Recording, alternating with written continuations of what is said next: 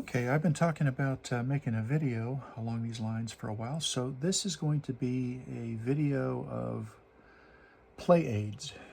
Right? These are things that I use when playing the game. Um, some of them are used consistently, constantly. Others are sort of things that I'm trying out. And the whole idea is to make it easier to play the game, easier to visualize things, um, easier to stay on track. Suppose you're at an event or just playing with friends, whatever it happens to be, and it's late at night, right? And your brain is about half fried. So some of these play aids are meant to make it a little easier to stay focused when well, let's just say when you're tired, right? So let's get into it. The background here is not terribly relevant for this, but this is my current in-play game of Guderian Crosses the Meuse. Blatant plug, Grognard Simulations. It's their Armored Knights series. So, but this just happens to be the available table that I have, so we'll proceed. So, first up on the list, slide rule. I'm really happy with this slide rule. I've talked about it in a couple of other videos. This was 3D printed. And it started off as a mathematical slide rule that I got off of a Thingiverse site. By the way, appropriate links to everything that I'm showing, well, where I have a link, that is, will be in the description. So anyway, this is just a slide rule. It is exactly calibrated for the hexes in this game. So these are, this is a half-inch counters, and the hexes themselves are roughly 3/4 of an inch or 19 millimeters. And so the nice thing about this is, let me bring this over and clip it in. So what I've got here is I have a 10 for the main ruler and then another 6 coming out. So where I have an artillery unit that can reach, well, let's say 18, okay. Let's go 18. So this unit right here, and I will bring it up. This artillery unit has an 18 hex range. Hopefully you can see that there, the white characters on the black background. And instead of having to count out hexes, which I've always found to be a bit tedious, I can simply set up my slide rule and then sweep. Right? Very easy to visualize this sort of thing. That also works very well for one of the rules in the game has to do with tracing our communication traces. And so, for example, this camp group headquarters has a 3-hex communication trace. So any units that it wants to remain, any units that it is controlling that need to remain in communication must be within 3 hexes. And so you can simply, flip it around. It's very easy to see. You don't have to count out hexes. For 3 hexes, that's not that big a deal. But for, say, one of the division headquarters, such as this one, it's 15 hexes. So again, we're back to the set up the slide rule for 15.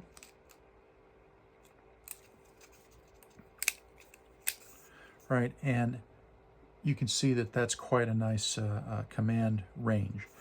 So I've done the experiment as well of taking a couple of these slide rules and clipping them together back to back for different games to form really much longer things.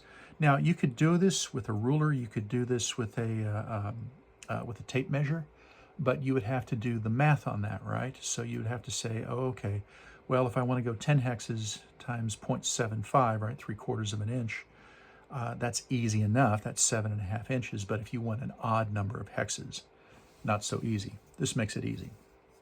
All right, slide rule. Next thing, this is a combat results table line guide. Now, this started off, you've likely seen these.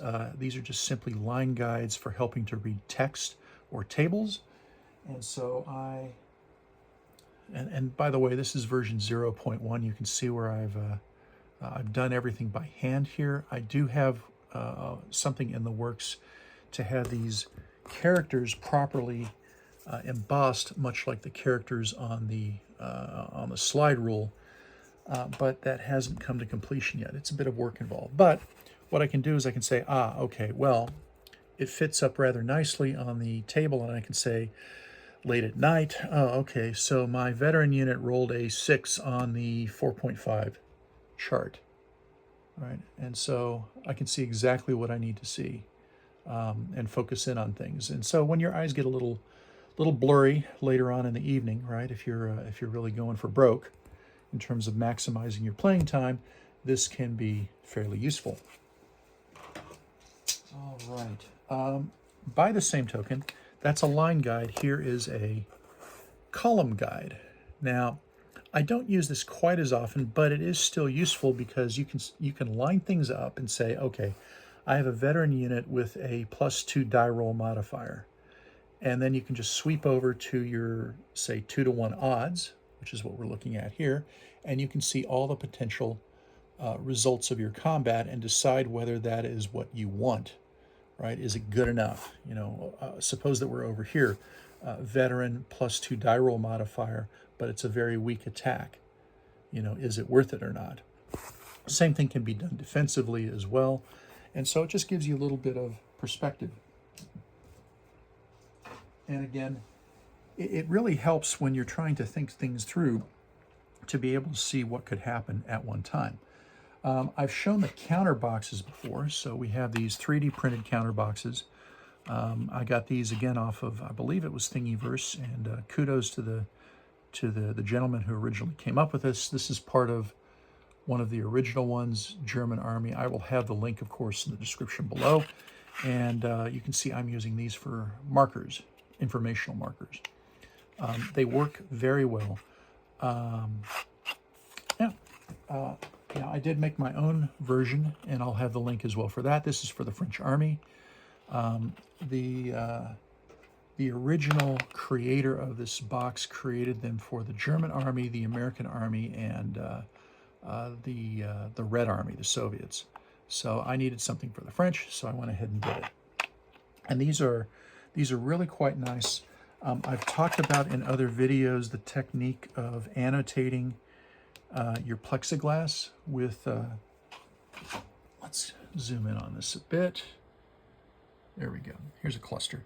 So if you want to save game state, you can write up the hex, basically hex numbers, or these are really index numbers, and pull off the counters, put them in a box, and as long as your plexiglass will line back up, you can save the game state. So I've been doing that fairly effectively. All right. Moving on, counter trays. Love them, hate them. It's a tricky thing. This is a counter tray. I don't know if it comes through, but I have actually taken a cutter and cut down this tray a bit through here and through here, because I found that while this fit in the box, I was actually using this to store some counters and had put it in a standard gaming box. And when I went to go pull it out, the top popped off and the counters went everywhere. So hopefully this will serve me better. Now, I'll put a link in. There's an outfit called Cube for Me, which looks really, truly awesome, and I think I may have to try out some of their products. But this is also useful. I think there are situations in which you would want to have a counter tray, other situations in which perhaps a counter box might make more sense. I will point out that you can be very precise with your counter box, whereas with the counter tray, you're always going to have something of a collection of counters. So your mileage may vary. Your mileage will vary. All right, plexiglass. Just talked about plexiglass. So I've got plexiglass down on the table. Yeah, this is, it keeps the map flat. You can draw on it with a grease pencil, which is another item that I quite enjoy. I think you can make it out here. I have a divisional boundary line right here. I have an out-of-bounds marker right through there. This is a setup bubble, if you will, identifying several hexes that were the setup area for things. grease pencil is just really awesome, and it works very well on plexiglass. It cleans up nicely too, no problems. Speaking tweezers, I'll put a link to the ones that I've been using. These are not the only kind you can get, but I found them to be fairly useful. The ones that will be in the link, they're on Amazon. Now, I find that it's necessary to carefully pull them apart, so I like to have mine set up two ways. One, I want them to be wider than the counters, right? They don't come that way, so you have to kind of gently pry them apart. You don't want to break them, so gently do it. So stretch them out a bit. So they're wider than the counters, so I can just lay them down and pick up the counters. The other thing too is to bend the tips inwards, right? See what I'm doing there? You bend them inwards, and again, carefully. So you want them wider than the counters, and you want the bottoms bent in, because out of the box they are straight, which means that you always wind up picking up the top counter, which sometimes you want to do that. But what I like to do, and I've seen many other people do this, is you come in and you pick up the whole stack, right? I don't know if you can see that. I picked up the whole stack of counters here. And you can do that if you bend the tweezers that way. So tweezers, great. They're, I have stubby fingers, right? They're great for doing different kinds of work, but not for gently, working around these counters. I tend to knock the counters all over the place. Tweezers gives you that. By the way, this is a mix of old school play aids and what I'm hoping are some things that are new. Hopefully if you get even one thing out of this, then I think my video has been successful. Okay, counter sleds. You can actually see some counter sleds here. And look, no, I'm not going to try with tweezers. Counter sled. This is what I'm calling a counter sled, right? It just groups several counters together. In this case, I have 2 engineering units and 2 rafts. This actually started off as a counter clipping template. You would stick a counter in there, and then you could take some snips and clip off the corners. And I did that for an older game, and it was reasonably successful. You get clips, and they're more or less even. It's better, in my opinion, than just taking a pair of fingernail clippers to it, which will also do the job, by the way, and that is a valid tool. But I think these work a little bit better. And of course, I don't have them yet, but I've seen them in use, and I am very envious. I have counter clipping envy. There is... I don't recall what is it Oregon Laminations? I will find it. I will put the link below for Amazon. There's a purpose-designed device that will give you an excellent corner clip, very consistent every time. I'll put that out there. But the idea is that you can use these as markers. So if I want to mark something, I could maybe use that if I don't want to mark it with the counters. They fit perfectly fine within the hexes, if you will. Or where was this gentleman here? He was right there, yeah. So they work very well. They keep things together that need to be kept together. So, okay, moving onwards. I'm going to go to another segment, just in case. Segmenting these videos is pretty useful. So we will go and see you in the next segment. In this segment, I will continue talking about play aids for hex and counter war games. We've gotten roughly halfway through the list in terms of time, and so we'll continue on. So the next thing I want to talk about is what I'm calling combat cards. So this is a combat card. This is my version 1 combat card that works fairly well and registers fairly well for the hex layout here in Guderian Crosses the Meuse. Guderian Crosses the Meuse has a north-south row pattern. And so the idea here is that if you're dealing with something fairly complex, again, maybe it's late at night and you're a little blurry, you can set your card here. Let's do that. Set your card here, and you can bring off your appropriate counters, for example, and lay out your units and such, and you can lay out your enemy units who are coming in on them, if they are here, you know, in the multiple hexes that are there, and then you can begin to write out using a pencil. Suppose that these are the defenders, 3, 7, 11, 1, 2, 3 is 14. So you've got, say, 14 defender factors, if you can see that there. So 14 defender factors, and you can do your die roll modifiers, all the different things that go into an attack.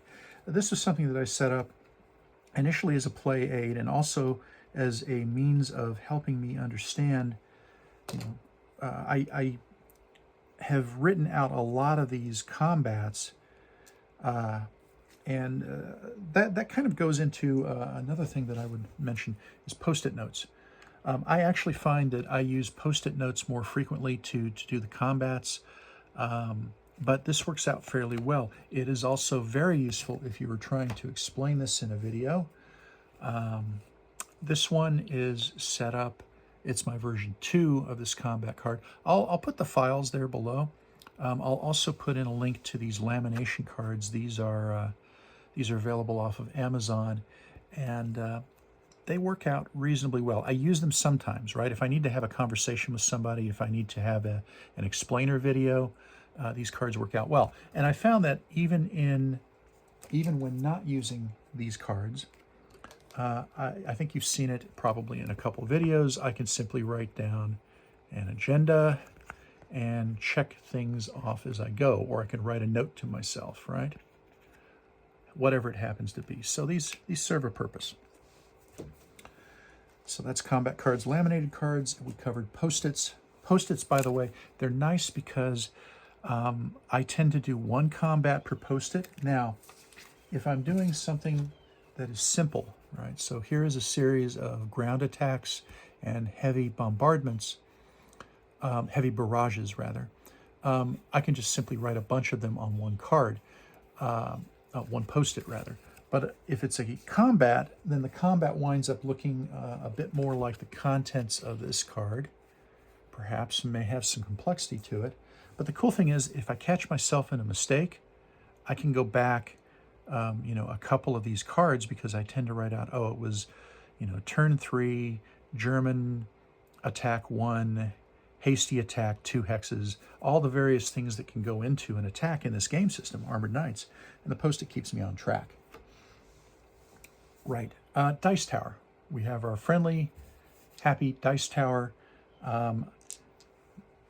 These are dice, right? We roll dice all the time, drop dice, right? Yeah, so those of you who have pets, particularly cats, right? Cats are the bane of all existence of games, right? They like to get up on tables. They're very good at getting up on tables. These dice are little cats. So, you know, if you want to roll the dice on the table, you know, they're going to, sooner or later, they're going to knock some of your counters over. That's very irritating. Whereas here, they're nice and contained. Everything's fine. You know, just drop the dice, nothing gets hurt, right? Additionally, you can roll them around. This is a collapsible dice tower. You know, it's a particular, it has a raven on it, I suppose. It was a Christmas gift, but I enjoy it. I use it quite a bit. So, copies and scans. I do, one of the things that I do every time I get a new game is I make scans or photocopies of just about everything that I can that is copyable. The maps typically are not, but why do I do that? Well, I like to annotate, right? If there's a scenario card, for example, I'll make some marginal notes, and so that way I can leave the original material undisturbed, you know, keep it in as good a state as possible for as long as possible. Okay, I've already talked about grease pencils. I don't happen to have one on the table. I do have a marker, which is great. I also use a mechanical pencil, right? Particularly for these Post-it notes. Make a lot of mistakes. You can erase them. They work very well. This is just a plain old Bic, but I like these better than regular pencils. The eraser lasts a lot longer, it seems. Does a good job. All right, yeah. Oh, yeah, I'll put a link to these. These are fine point markers, by the way. These are a very fine point. Your typical whiteboard markers have that chisel tip on it, and it's like drawing in crayon. Haha. But I happen to have one right here. Right, good old-fashioned Expo marker, right? Works great on a whiteboard when you're trying to write something. So here's that word note, right? I mean, quite a difference here. Like I said, it's like writing in crayon at this level, at this scale. So these markers. All right, and they come in a variety of colors too. Okay, from time to time I will use a ruler. To make these marks here with a grease pencil, I'll typically use a conventional ruler. That way I don't get a lot of... I could use the slide rule and have a time or two. I can use this as a straight edge to make these nice straight boundary lines, marker lines. But I prefer not to because the grease pencil does get all over it. Okay, doing the speed round here. Calculator. I find a calculator to be useful. With game systems like Armored Knights, you might wind up stacking different multipliers, right? So a regimental integrity multiplier gives you 1.5 or 1.25 times your combat factors. There are other things that can cause reductions in combat factors and so on. And for simple math, I don't mind. I can do some of it in my head, but this keeps me honest and works out rather well. So, plus it's got a memory function, which again, if you're doing the attackers, then you switch over to the defenders. I find that with a calculator, with a calculator and a human opponent, I often don't have to have the Post-it notes, right? We just verbalize it, punch it into the calculator, you know, and it works out rather well. Okay, bags. I use bags. What kind of bags? Well, Ziploc bags. I find these bags to be somewhat useful as well. As you can see, I've got a collection of these counter sleds in here. And, okay, let's come on out. Can I zoom out? No, I cannot zoom out. Well, okay, I'm going to go mobile here. Warning. So if I need to sweep these counters off to clean up the table, I can do that and put them in a bag. Same thing for the air units. In fact, that is exactly what I did. Take a picture. Oh, that's another thing, pictures. So I take pictures all the time. So when I come to the end of a turn, I will frequently take a picture of it. That way I know what the game state was at the end of the turn. I definitely take pictures of the air card over here, the air unit availability tracker, the lost box, and the turn tracker over here. I'll take pictures of those as well because, again, if I need to pull everything off the table for some reason, I can use the counter boxes and the plexiglass to restore the counters, and then I can use the pictures to help restore the various kinds of trackers. So very useful stuff. Sometimes I've used Ziploc bags in the past instead of these bags, but I find these to be much more durable. Let me call out one other thing. Yes, here we go. Game storage bags. Okay, this is like a, I want to say this is a 10 by 14, and it's got some counter trays in it. As you can see, it's got some other additional bags, but this has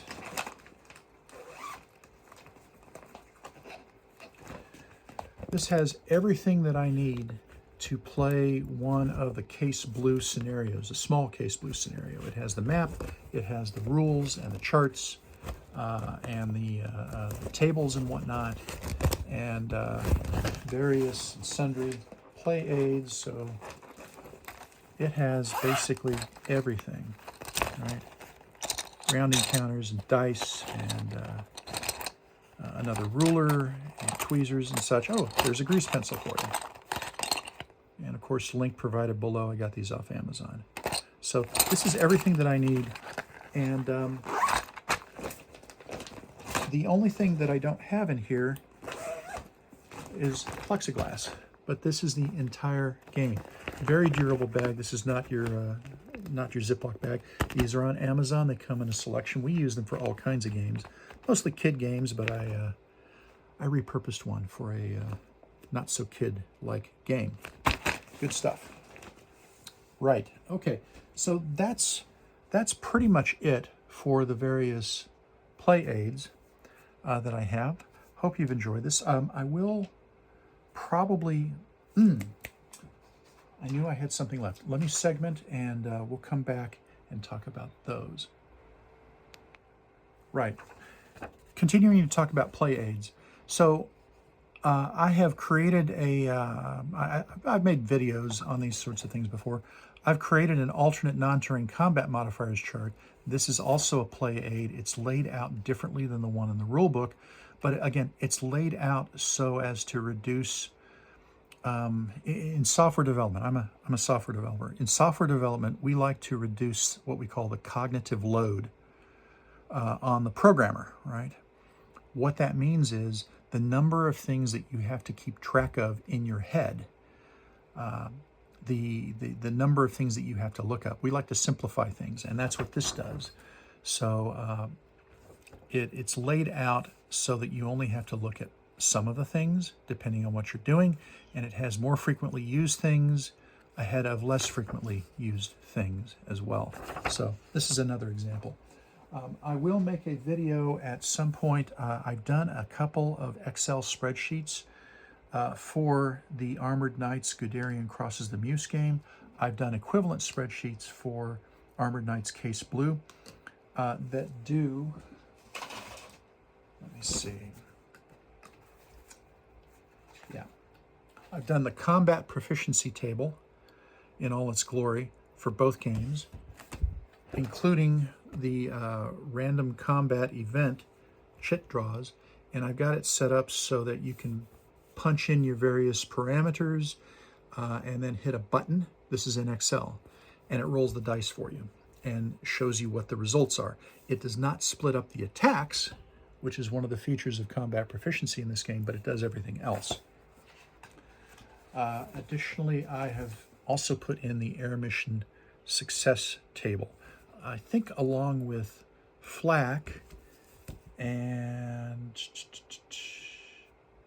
there's no weather in here, but I think I put in the weather, the precipitation chart as well, which is a feature of Armored Knights Case Blue.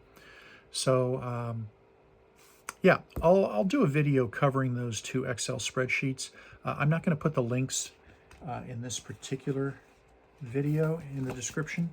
I'll wait until I have those in hand. But I find that I don't actually use them all that much. I created those Excel spreadsheets before I actually got my hands on the games. I was able to read some of the rules and created the Excel spreadsheets from that. And I decided that when I actually got the physical game, I would use the paper charts to try and really understand what was going on. And I find that the Excel spreadsheets, they're not terribly necessary. Hardly worth the effort that I put into it, but they were fun to do, and so hopefully we'll spark some ideas. Well, that's it. We'll wrap up here in the next segment. Well, thanks very much for spending some time on this video. We talked about a wide variety of different things that you can use to hopefully improve your gameplay. Yeah, I'm looking around trying to think if I missed anything. You know, I did miss, as it turns out, I missed one thing. Painter's tape. So this map, this is an old style map from Grognard Simulations. It is a full map in size, but it's actually printed in 4 segments, 11 by 17 segments. I've used painter's tape on the backs of the maps to hold them all together, and that actually works out surprisingly well. Further, I've used painter's tape before just simply as markers, right? You can put a bit on the table, it comes right off. It's not the most useful thing in the world, but any port in a storm, right? So, all right, now I truly am done, at least for now. I hope you liked the video. Please let me know what you think in the comments below. If you have any favorites or any uses for, any favorite things that I haven't covered, any play aids for this kind of war game, right? This kind of hex encounter type war game. Please let me know. I'd be, I'm always looking to learn new tricks. So hopefully we'll engender some conversation there. So if you like the video, hit the like button. Of course, we love subscribers. I love subscribers. If you like what I'm doing on a regular basis, please do subscribe. So, but no requirements. I'll keep making the videos regardless. That should do it. So again, this is the end of the Play Aids video, and hope you liked it, and we'll see you down the road.